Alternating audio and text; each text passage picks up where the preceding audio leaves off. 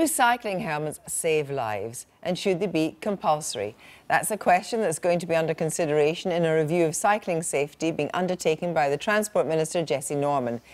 He said that he'd consider legislation if the evidence pointed in that direction. Immediately, many cycling campaigners announced they would strongly oppose such a move, including the Olympic gold medalist Chris Boardman, who said that evidence shows helmets do not make a significant difference to people's safety. In fact, Cycling UK said it could undermine levels of bike use. Here are some cyclists' views. I wear one. It's not really my business if anybody else wants to wear one, but I wear it. Sort of Pascal's wager of helmets. Yeah. And I've been a cyclist a hell of a long time, but yes, I agree. I think it's the right thing to do. Do you usually wear one when you're on a bike? When I'm on a road bike, I always wear one, yeah. Just not today? Not on the trike. I'm not on a road bike, I'm on a trike. You always wear a helmet? Yes. Why? Because I don't want to die. That's not a bad idea. I think we should do that, yeah. But not for you? I wasn't planning to take on this bike today, you know. It's a short journey. But usually you'd wear a helmet? I do. Absolutely I do. Thank you. So why the resistance to something that, on the face of it, seems like a no-brainer? I'm joined now by Peter McCabe, Chief Executive of the charity Headway, and Green Party London Assembly member Caroline Russell. Good evening to both of you. Good evening. Good evening. Caroline Russell, do you wear a bike helmet?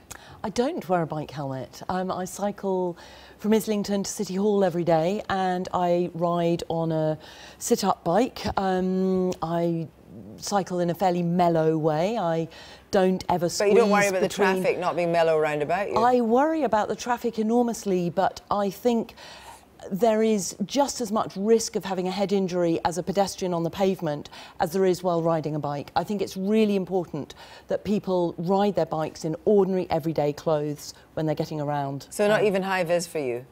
I don't wear high-vis. I have good lights on my bike, but I don't actually wear high-vis. I just wear ordinary clothes, and I hope that people can see me. Do you have lights? Of course I have lights, and I use them during the day as well as at night. So you use them during the day because you're worried during the day about people banging into you, but you don't wear the helmet? I think the number of people who have crashes on their bikes and get injured who don't have head injuries, you know, I mean, a cycle helmet will not protect you from most crashes that happen to you. Is that the case? It's not, and at Headway we have a very close relationship with survivors of a brain injury and their families, and I've met many cyclists, many families who's had a loved one who's had an accident on a bicycle. I know a family well that young lad of 10 years old asked if he could go to his friends after school, got up on a bike, and his parents received a call saying, "We're about to airlift your son to hospital. If you can get here on time, we will bring you, but if not, we're going to try and save his life." That's the reality. But you know, you hear about big accidents, you hear about lorries going into cyclists, and actually, in those circumstances, when there's multiple injuries, presumably at least having a helmet would save some of those injuries. No, I think in a crash with a lorry, a helmet, a plastic helmet on your head is not going to help you. It will help you in a low-speed collision where, say, you're riding your bike and you come across some ice and you skid and you come off and you hit the curb. Then a helmet might help you and prevent a brain injury. Kind of accidents, aren't they? The collisions where someone, you know, where you're hit by a lorry, where your leg is run over, a helmet isn't going to make a blind bit of difference to those kind of injuries. It's personal freedom, isn't it? And actually, there's an argument to say that if you insist that people wear bike helmets, you'll have fewer people cycling. That's not the case. If you look at the evidence, and there is from jurisdictions that have introduced compulsory wearing of helmets. Where in Australia? In Australia, in the United States, there are many states that have compulsion for children to wear cycle helmets. But I mean, you asked, is there evidence? There's plenty of evidence. There's our own transport research laboratory. There's research from right around the world that shows that people wearing helmets have a considerably less risk of sustaining but an injury. If that is the case, then why have successive reviews and inquiries always had evidence in both directions? Of course, this is one that may come to a different conclusion, but why has it never been straightforward? Like, it seems to be straightforward. You wear a seatbelt, seatbelts make you safer in cars.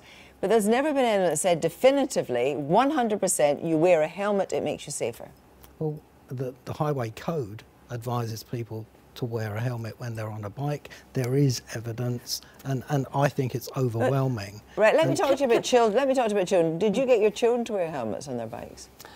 Yes, they did wear helmets when they were riding on the road. If they were riding around the park, no. I mean, I wouldn't get them to wear a helmet to climb a climbing frame. But the thing is that you have a situation where in some towns and some cities, you have cycle superhighways, and therefore you're entirely separate. That may be one thing. But in many towns and cities, especially in rush hour when lots of cyclists are going, I have seen people being clipped so many times. And the thing is, Kirsty, what we have to do is we have to cut the danger at source. Getting people who are riding bikes to put a helmet on their head isn't going to reduce the danger that they're exposed to. The thing we should be doing, it's like the rail industry.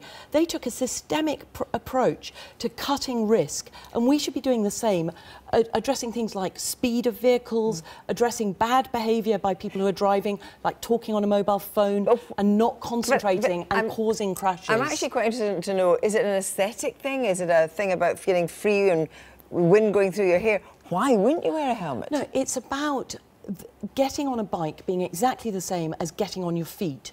But it's not. It's an engine of some sort. It's an everyday journey. It's a mechanical thing. You're going faster than you would be if you're walking. Or maybe. But not very much faster. I walk quite fast and cycle quite slowly. But the thing that causes, what we should be doing if we want to save lives and stop these crashes, we should be making sure we fill in our potholes. We should be making sure that drivers behave properly rather than focusing on a plastic hat. I want to do all of that, and cycling is great. It improves people's health, it improves the environment, and that's what we should be encouraging people to do.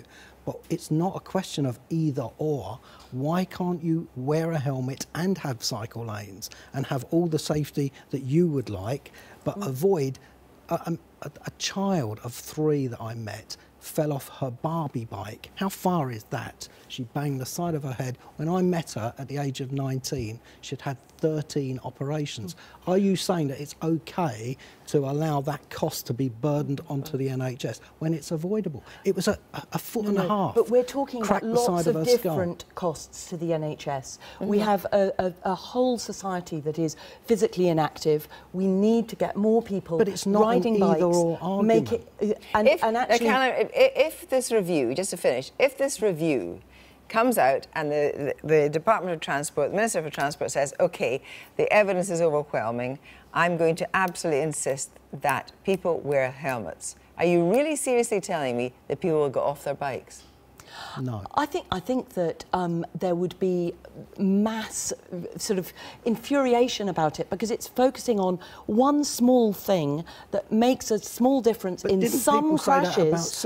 But it won't actually make people safer, which is what we should be doing, which is Would you defy dealing the with law? the drivers. Would you defy the law?